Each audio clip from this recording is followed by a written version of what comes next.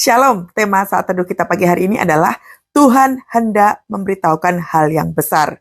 Siaplah. Saudara, kapan Tuhan memberitahukan kepada kita hal yang besar? Buka kitabnya saudara di kitab Yeremia 33. Kita belajar dari seorang nabi, Yeremia. Dia diberitahukan hal yang besar oleh Tuhan pada saat kondisinya tidak sedang baik-baik saja. Ayo, judul perikopnya adalah janji pemulihan keadilan Yerusalem dan Yehuda. Datanglah firman Tuhan untuk kedua kalinya kepada Yeremia ketika ia masih terkurung di pelataran penjagaan itu bunyinya. Beginilah firman Tuhan yang telah menjadikan bumi dengan membentuknya dan menegakkannya. Tuhan ialah namanya. Berserulah kepadaku, maka aku Tuhan akan menjawab engkau dan akan memberitahukan kepadamu hal-hal yang besar dan yang tidak terpahami, yakni hal-hal yang tidak kau ketahui. Wow, keren. Datanglah firman Tuhan untuk kedua kalinya kepada Yeremia. Keren. Kenapa sampai Tuhan itu datang kepada Yeremia, saudara?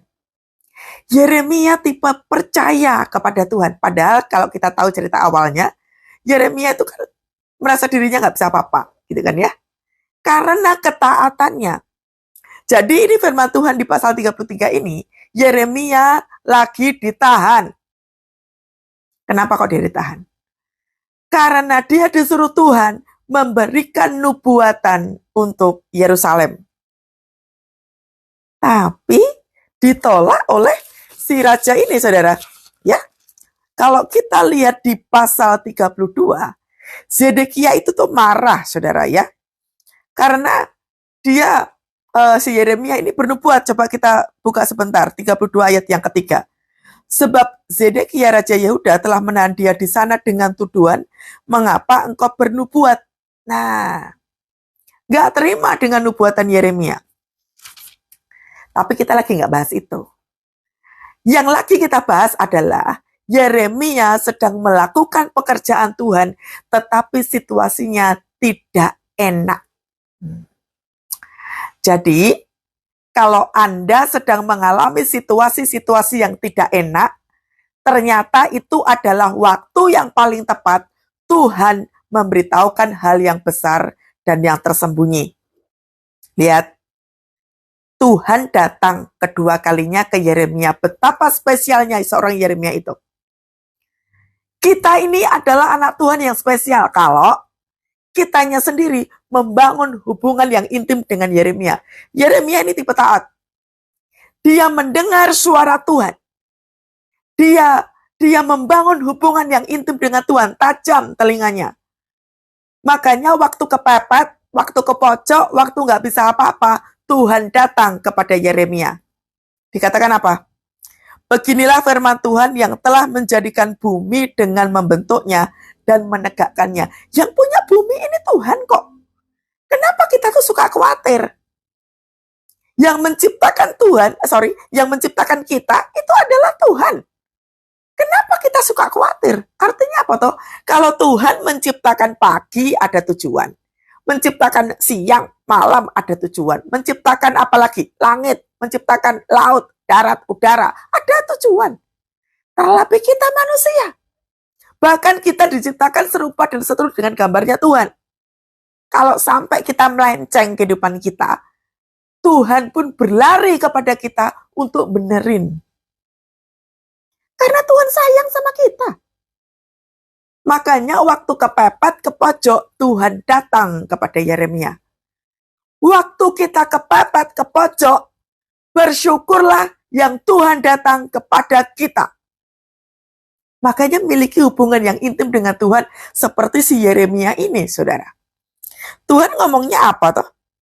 Berserulah kepadaku, maka aku Tuhan akan menjawab engkau dan akan memberitahukan kepadamu hal-hal yang besar yang tidak terpahami.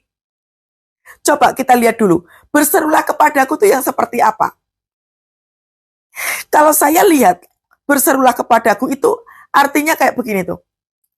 Mencari dan memanggil dengan segenap hati. Kalau orang tuh kan kalau nggak tahu apa-apa, nggak tahu arah. Kalau nggak ada Google Map, kita kan tanya orang kan. Bagaimana caranya kita itu bisa mencapai tujuan? Kita akan banyak bertanya. Betul? daripada kita tersesat kalau kita nggak bertanya. Kata berserulah di sini memang betul dengan suara nyaring, tetapi sikap hatinya adalah mencari dan memanggil dengan segenap hati. Coba kita cek diri kita. Kita kalau nyari Tuhan, segenap hati atau tidak? Mencari, memanggil dengan sungguh-sungguh atau tidak? Atau asal bunyi aja, Tuhan aku banyak utang, Tuhan aku belum sembuh, Tuhan keluarga aku berantakan, dalam nama Tuhan Yesus semuanya pulih sempurna, tepat waktu, amin. Ini enggak sepenuh hati, ini minta tolong. Tetapi berserulah di sini adalah seek to God, mencari Tuhan. Selama ini kita nggak nyari Tuhan, saudara. Yang kita cari cuma pertolongannya. Yang kita cari cuma berkatnya. Makanya kita seringkali nggak ketemu sama Tuhan kan. Karena tujuannya salah. Dan juga cara Tuhan memberitahukan kita hal-hal yang besar dan yang tersembunyi itu, salah satunya adalah melalui firman. Makanya kalau kita nggak sepenuh hati mencari Tuhan, nggak akan pernah mendengar suara Tuhan. Banyak daripada kita masih belum tahu mendengar suara Tuhan itu seperti apa. Karena selama ini kita hanya menyampaikan isi hati kita tanpa tunggu dulu Tuhan bicara apa. Makanya nggak pernah tahu suara Tuhan seperti apa. Dikatakan apa? Maka aku akan menjawab engkau. Kalau tadi berseru itu artinya mencari dan memanggil dengan segenap hati, sekarang Tuhan akan menjawab itu artinya apa? Mendengar dan merespon setiap doa yang dinaikkan. Lakukan yang pertama dulu. Sekali lagi saya bilang, untuk kita masuk dalam hadirat Tuhan, tunggu perkenanan. Tidak semua orang yang datang kepada Tuhan ada perkenanan. Makanya the favor of God harus kita terima dulu. Nah, caranya bagaimana kita mendapatkan perkenanan Tuhan? Hubungan yang dibangun tiap hari. Ada kepercayaan. Berapa banyak orang hari-hari ini sangat frustrasi karena Tuhan tidak menolong. Karena apa, saudara? Tujuannya salah. Tidak sepenuh hati. Tadi dikatakan bahwa doa yang dinaikkan itu diresponi, didengar dan diresponi setiap orang yang berseru kepadanya. Makanya awal kalimat yang pertama itu penuhi dulu. Waktu kita mencari Tuhan dengan sungguh-sungguh, waktu kita memanggil namanya dengan sungguh-sungguh, maka Tuhan mendengar doa kita. Baru didengar ya, belum dijawab. Seringkali kita berpikir bahwa aku sudah doa, tapi keadaan gak berubah. Yang pertama sudah dilakukan belum? Mencari dan memanggil namanya dengan sungguh-sungguh. Tidak ada tujuan lain selain mencari dan memanggil Tuhan dengan sungguh-sungguh. Selama ini kita hanya memanggil berkatnya, duitnya, pertolongannya, kesehatannya, cuma itu. Yang dibutuhkan Tuhan adalah engkau mencari wajah Tuhan, engkau memanggil nama Tuhan. Tuhan, aku rindu. Tuhan, aku siap. Penuhi aku dengan roh-Mu. Ku rindu lawatan-Mu. Tuhan, aku rindu. Tuhan, aku siap. Selama ini kita nggak menyiapkan diri. Patut-patut kalau kita datang kepada Tuhan, carilah orangnya terlebih dahulu. Coba aja kalau tetangga Anda teriak-teriak, beras, tolong beras sekarang. Anda pasti menilai orang ini gila kali ya. Gak punya rasa etika. Kita pun demikian, saudara. Untuk datang kepada Tuhan, ada namanya unggah-ungguh. Memanggil, berseru dengan segenap hati. maka respon daripada sang nama itu pasti benar. Jadi waktu kita memanggil dengan segenap hati, mencari dengan segenap hati, doa kita didengerin, diresponin. Tuhan juga lihat air mata kita, Tuhan juga tahu kelemahan kita, Tuhan juga tahu kita nggak mampu. Tapi tunggu dulu. Merespon dan mendengar doa kita belum dijawab. Nanti dulu. Mari belajar jadi seorang murid. Anda dan saya harus belajar jadi seorang murid. Murid itu nunggu dulu gurunya ngomong apa. Murid senantiasa nunggu guru mengajar apa. Adakah seorang murid yang langsung naik level? Tanpa tes? Tanpa pembelajaran? Tidak, bukan? Waktu kita diproses oleh Tuhan hari ini, sebelum Tuhan memberitahukan hal-hal yang besar itu, kita mendengar dulu. Pasang telinga kuat-kuat. Supaya kita belajar lebih banyak lagi. Amin. Dikatakan, aku Tuhan akan menjawab engkau dan akan memberitahu. Jadi ini loh, yang Tuhan lagi mau persiapkan kepada kita adalah hal-hal yang besar dan tidak terpahami. Hal-hal yang besar dan tidak terpahami itu adalah isi hati Tuhan, saudara. Bukan isi hati kita. Makanya jangan buru-buru kecewa sama Tuhan.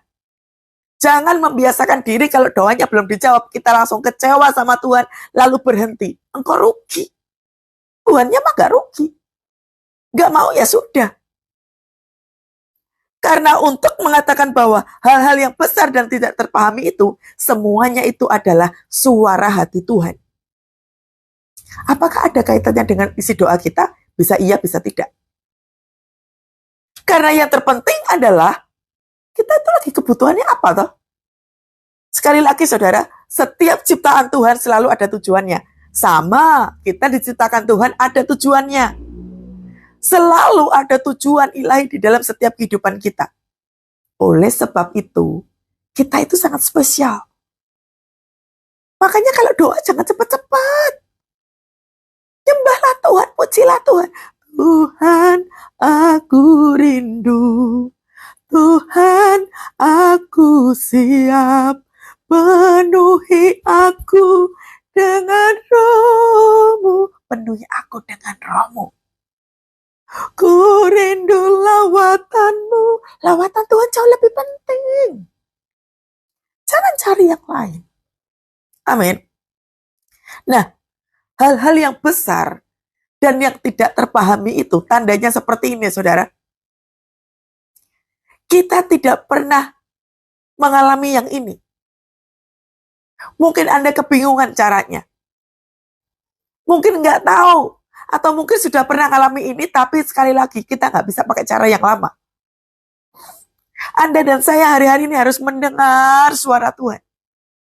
Harus lebih banyak merendahkan diri di hadapan Tuhan. Minta ampun di hadapan Tuhan, saudara. Beberapa waktu lalu, saya ketemu dengan jemaat. Ada pasangan suami istri sama anak itu ya datang kepada saya. Saya tanya, hari Minggu suka pergi ibadah bareng enggak? Enggak Bu, kami masing-masing. Kenapa kok masing-masing? Enggak, saya enggak mau punya suami kayak begitu. Loh, mereka itu datang kepada saya dalam kondisinya anaknya lagi stres, lagi frustrasi. Tapi enggak pernah mau unity. Bagaimana caranya Tuhan mau memberitakan hal yang besar dan yang tidak terpahami? Kalau engkau enggak unity di dalam Tuhan, penuh dengan kemarahan, penuh dengan kekecewaan, ibadah suka-suka, ada yang ibadah, ada yang enggak, sudah tahu kondisinya susah, sudah tahu anakmu ancur-ancuran, engkau orang tua malasnya setengah mati. Apa yang kau harapkan? Bisakah doa kita cuma sekali ngomong sama Tuhan, Tuhan aku minta sekarang, pulihkan keluargaku. Hei, dengar baik. Engkau ini malas ke gereja. Engkau malas doa. Sementara hal yang besar dan yang tersembunyi dan tidak terpahami itu ada di sini.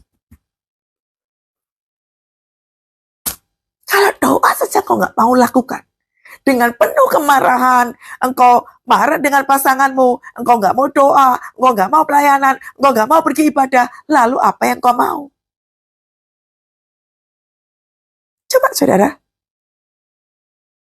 melek mata. Apa yang sudah kita lakukan? Hari-hari ini, rendahkan diri di hadapan Tuhan. Mari sama-sama, saya juga. Banyaklah minta ampun di hadapan Tuhan. Tuhan, aku banyak salah. Tuhan, anakku kayak begini karena dosa saya. Tuhan, aku sakit. Aku minta ampun. Aku banyak salah. Aku gak jaga perkataanku. Tuhan, aku bangkrut. Semuanya ini karena dosaku gitu loh saudara. Nggak terus tuding-tuding di hadapan Tuhan. Kok Tuhan izinin aku bangkrut?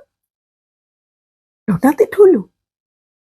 Justru di dalam tekanan ini, si Yeremia ini lagi dikurung. Dia pun nggak protes. Di sini nggak ada tulisannya Yeremia protes di hadapan Tuhan. Dia dapat utusan kepada Tuhan, dari Tuhan, untuk memberikan nubuatan kepada Raja Zedekia. Nih, ya, di ayat yang ke-32.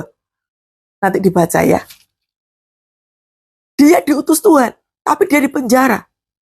Yeremia nggak komplain. Kenapa kok Yeremia sampai nggak komplain? Karena Yeremia tahu betul. Kalau Tuhan sudah suruh, berarti Tuhan tanggung jawab. Kalau Tuhan sudah mengajarkan, berarti Tuhan tahu caranya seperti apa. Kita kenal Tuhan kita nggak? Kalau kita lagi diproses sama Tuhan, lagi ancur-ancuran, tapi Tuhan minta kita bertobat, kira-kira Tuhan bertanggung jawab enggak? Bertanggung jawab kalau kita merespon dengan benar. Makanya tadi saya bilang, berserulah kepadaku, artinya apa? Mencari dan memanggil nama Tuhan dengan segenap hati. Amin. Rubah cara kita hidup, saudara. Jangan komplain terus. Buat apa engkau berpuasa tapi nggak jaga perkataan? Buat apa engkau berpuasa tapi nggak menjaga hati? Omong masih tetap kasar. Lah bagaimana Tuhan memberitakan hal yang besar dan yang tidak terpahami? Sekali lagi, Tuhan hendak menyampaikan sesuatu itu melalui firman salah satunya. Terkadang Tuhan hendak memberitahukan sesuatu yang besar lewat kondisi kecelakaan kita itu. Entah engkau ditipu, entah engkau mengalami kecelakaan, entah anakmu mengalami kehancuran, atau apapun, disitulah Tuhan hendak memberitahukan hal yang besar dan tidak terpahami. Kenali Tuhan dengan sungguh-sungguh, saudara. Responi semua persoalan dengan benar. Kira-kira kalau aku kehilangan pekerjaan, Tuhan tuh mau ngomong apa ya? Kalau aku lagi mendapatkan tekanan kayak begini, kira-kira Tuhan tuh mau apa ya? Dengarkan Tuhan bicara apa, saudara. Yeremia sangat menanti-nantikan Tuhan. Jadi Yeremia menanti-nantikan Tuhan senantiasa. Yeremia nggak melakukan apa-apa. Dia tunggu dulu. Karena dia tahu bahwa Tuhan pasti datang. Kita tuh suka menanti-nantikan Tuhan nggak? Nantikanlah Tuhan, kuatkanlah dan teguhkanlah hatimu, ya nantikanlah Tuhan. Kita menantikan Tuhan apa enggak? Kita suka nggak sabar. Di dalam tekanan itu, di dalam kehancuran itu, Tuhan hendak ngajarin kita. Ya ini tadi loh, yang besar, yang tidak terpahami. Engkau pasti belum pernah ngalami. Kita tidak pernah mengalaminya. Dan cara menyelesaikan itu tidak bisa menggunakan cara yang lama. Oh, aku tahu caranya. No, kita harus tunggu Tuhan bicara apa. Ya, amin saudara. Nah, sekali lagi, kita tidak bisa menggunakan cara yang lama. Nah, lihat, apa janji Tuhan? Ketika kita mencari, ketika kita memanggil namanya dengan sungguh-sungguh, apa janji Tuhan? Lompat ke ayat yang ke-6, saudara. Sesungguhnya, perhatikan, aku Tuhan akan mendatangkan kepada mereka kesehatan dan kesembuhan. Dan aku akan menyembuhkan mereka dan akan menyingkapkan kepada mereka kesejahteraan dan keamanan yang berlimpah-limpah. Lihat, Tuhan pengen banget, saudara, menyembuhkan kita, memulihkan keluarga kita, memulihkan keuangan kita, menyembuhkan sakit penyakit kita, menyembuhkan sakit mental kita. Tuhan pengen loh. Mengubah keadaan kita, Tuhan pengen. Tapi syaratnya adalah apa? Berseru. Memanggil namanya, mencari Tuhan dengan sungguh-sungguh. Gak ada embel-embel kebutuhan hidup. Tapi karena kasih kepada Tuhan. Nah, ayat yang ke-7. Aku akan memulihkan keadaan Yehuda dan Israel. Nah ini. Ini kan sebenarnya keadaannya udah hancur lah. Karena raja gak mau mendengarkan. Aku akan memulihkan keadaan Yehuda dan Israel dan akan membangun mereka seperti dahulu. Apa yang sedang kita hancur selama ini, saudara? Engkau mengalami kehancuran apa? Jangan kau kira Tuhan gak bisa memulihkan. Bisa. Jangan pesimis dulu. Jangan menyerah dulu. Apa-apa marah, apa-apa kecewa sama Tuhan. Jangan menyerah. Berarti Tuhan hendak memulihkan keadaanmu. Keadaan saya. Keadaan kita semua. Syaratnya apa? Berseru. Apa tadi pengertian berseru? Mencari dan memanggil namanya dengan sungguh-sungguh. Syarat berikutnya apa? Tunggu dulu. Suara Tuhan memberitahukan hal-hal yang besar yang tidak terpahami. Lewat apa, saudara? Ini loh, firman Tuhan. Jangan kau nggak baca firman Tuhan. Kau harus baca, renungkan, lalu lakukan. Mungkin cara Tuhan memulihkan kesehatanmu adalah dengan mengampuni. Yang kau harus lakukan. Mungkin cara Tuhan mau memulihkan keuanganmu dengan cara engkau memberkati orang yang menipumu. Yang kau harus lakukan. Anda dan saya harus mendengar suara Tuhan tiap hari. Katakan amin, saudara. Dengarkan suara Tuhan tiap hari. Tuhan hendak memulihkan keadaan kita. Tapi ada syarat yang harus kita lakukan. Syarat berikutnya apa, saudara? Ayat yang 8, perhatikan. Aku akan mentahirkan mereka dari kesalahan. Mentahirkan itu apa artinya? Membersihkan. Ditahirkan, dibersihkan. Jangan lagi kita hidup dalam dosa. Tuhan tahu kita susah. Tuhan tahu kita nggak mampu. Tapi Tuhan mau kita berhenti dari dosa. Makanya Tuhan katakan apa? Aku akan mentahirkan mereka dari segala kesalahan yang mereka lakukan dengan berdosa terhadap aku. Keadaan kita seperti ini karena dosa kita. Kita hidup di dalam pencobaan. Kita nggak mendengarkan suara Tuhan. Makanya mengalami kehancuran, mengalami tekanan, nggak bisa apa-apa. Makanya Tuhan ingatkan kembali kita semua. Ingat baik-baik. Jangan hidup dengan cara yang lama. Nih. Dan aku akan mengampuni segala kesalahan mereka yang mereka lakukan dengan berdosa dan dengan memberontak terhadap aku. Selama ini kita memberontak terhadap Tuhan, sadar tidak? Kita nggak mau doa. Kita nggak mau puji jembah Tuhan. Kita punya Alkitab di rumah tapi nggak pernah dibaca. Bahkan naruhnya Alkitab di mana aja kita nggak tahu. Kita sudah memberontak di hadapan Tuhan. Firman Tuhan cuma kita dengar, tapi kita nggak pernah mau melakukan.